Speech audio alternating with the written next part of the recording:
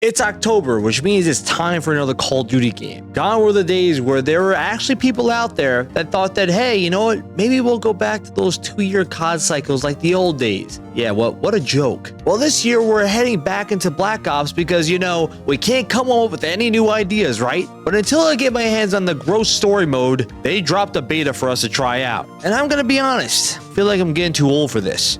Call of Duty was my thing, but I don't know what's going on with this franchise. I jumped into the beta and I wanted to give you my honest opinions about the new gameplay mechanics, the feel of the gunplay, and discuss whether I'm excited or I'm just dreading the release of this game. So let's try not to vomit and jump right into this. So I'm going to start out with probably the most tried and true method. I'm going to talk about what bothers me. I don't know about you. I'm kind of getting older to the point where when they start ramping up the speed of the game, it just feels like I'm always playing on the game mode crank. And granted, I'm not some bad gamer. I can play in high-speed games. I don't want to feel like I'm sweating profusely after every single round I play. And the problem is if you're playing against 8-year-olds in Call of Duty and they have these high reactions, I don't know how it can compete with that. And I think the crazy thing about this is that for some reason, Activision, Treyarch, Infantry Ward, everybody just starts saying, you know what, we can make this game better if we make it faster. No one is actually asking for that. No one was sitting there saying back in Call of Duty Modern Warfare Reboot and says, you know what,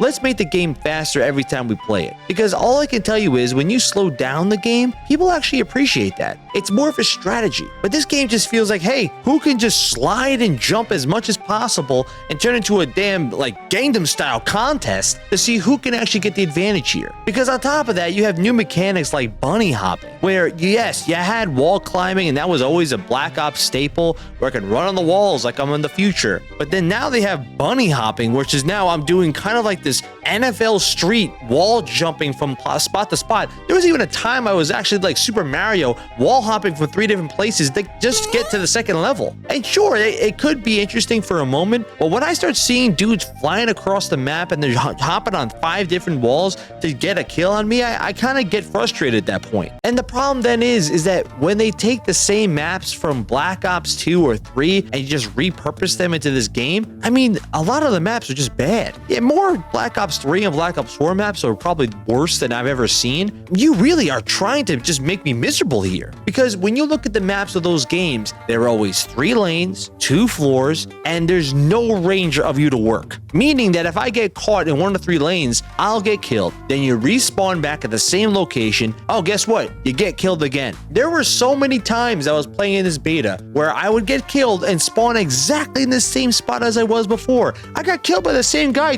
2 to 3 times. And God forbid is if there's a kill streak in the area, when I was facing off against a dog, that thing was sitting around just spawn camping me because the way this game is just broken, it wasn't letting me spawn in a different location. And I blame the map design for that. It's just awful. And I think what makes matters worse is that it seems like there's no ground war in sight. And I think that's what makes matters worse. Call of Duty has always been one of those games that can create some really fun game modes. And they actually have a lot of good ones in this game so far. But the problem I find is that if you create these cool game modes in ground war that kind of mirrors Battlefield in the way gameplay is, and then you take it away and you just kind of ruin all this variability that you could have with Call of Duty. I didn't see a single vehicle in any of the trailers and any of this gameplay, and it kind of tells me that they aren't prioritizing that at all. They're kind of just doubling down on this high-speed goober running fest, and I'm not really a fan of that. And the basic mechanics of, you shoot at a guy, that person's supposed to die, right? Well, guess what? The hit markers are completely broken. It just feels like they just don't understand that you have to get the little things right in order for this game to be fun.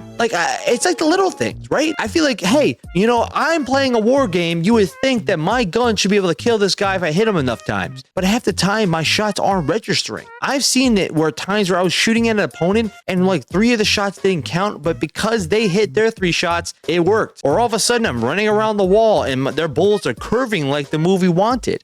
Come on now, you gotta fix that stuff. And I get it, it's a beta. I know fans are gonna say, hey, Marsman, chill out, it's just a beta, dog. Guys, we serious here? How many years have we been playing Call of Duty and it's the same stuff that's still a problem? The little things. Call out the kill streak if something's about to happen. There are so many times they're like, oh, there's a cruiser missile on the way. Well, yeah, guess what? I just got blown up by the damn thing. I got incinerated because no one told me that there's a cruise missile firing right on my forehead. You'd think that they would make an announcement. The old COD games used to make it like go ballistic whenever there was a cruise missile or something going on because they wanted you to know that you're about to get killed, dog. Like, but this game, it just feels like they're whispering it. And some kill streaks are just OP.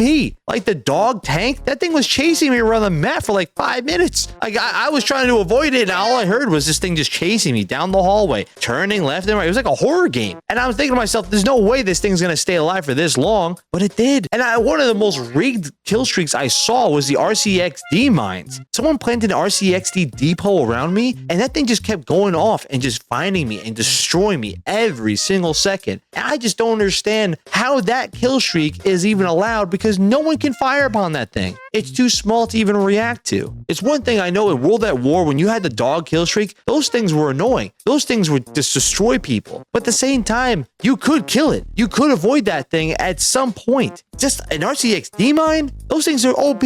So I'll take a break from what I hated. I'm going to talk about the good things I saw here. One of the things I think Call of Duty always does well with is their perks. And I like the fact that they added so many different perks, and some of them were obviously just kind of rehashed old ones that we know from the past. Like obviously I got to go with Scavenger. Of course I got to go with Ghost, or I got to go with Cold Blooded. There's a lot of the classic ones that we all know and love, and they did bring those back. They also did bring in new perks that I thought were really cool. So let's just say you want to go super fast and you miss the old tactical sprint. Well, guess what? There's an actual perk now that gives you tactical sprint, but your regular jog is slower. So it actually prioritizes your speed rather than having one of these other perks that you could have used. But there's a lot of other ones that I thought were really interesting. The fact is that if you were to add perks, it changes the dynamic of the game, and now it kind of gives you more ways to play. The attachments on the guns are pretty cool. I mean, they kind of follow the old method of Call of Duty Modern Warfare 2 and how that game functioned, where each gun you have around 5 perks you can add, and there isn't really this like OP